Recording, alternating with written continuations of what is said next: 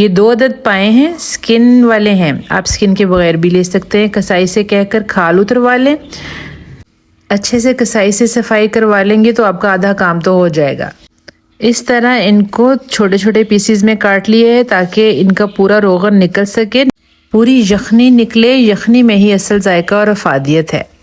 अब सबसे पहले हमने जो काम करना है, इसकी स्मेल को ख़त्म करना है, क्योंकि इसकी सफाई के दौरान कसाई बहुत केमिकल यूज़ करते हैं। गर्म पानी के अंदर इसको हम 4 से 5 मिनट उबालेंगे। कोई नमक, लहसुन, हल्दी कुछ नहीं डालना।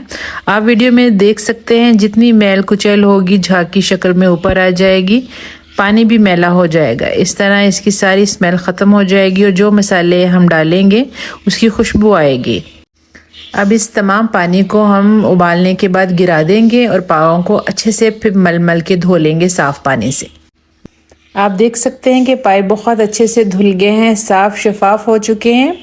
अब हम इसको एक बड़े से बर्तन में, जिसमें हमने पकाना है, आप इसको प्रेशर में भी पका सकते हैं और खुले बर्तन में भी बना सकते हैं, जिसमें ये हल्की आंच पर 4 से 5 घंटे पकेंगे, तब बहुत अच्छे से गल जाएंगे।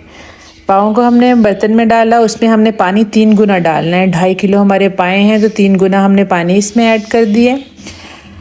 हमने 2 स्टेप में इन पाओं को पकाना है। एक में हमने ऑथेंटिक यखनी बनानी है, दूसरे में हमने एक मसाला बनाना है जिससे इन पाओं को तड़का लगाना है। ये कमर्शियल रेसिपी है, बाज़ार से पाए लाएँ तो इसी तरीके से बनते हैं।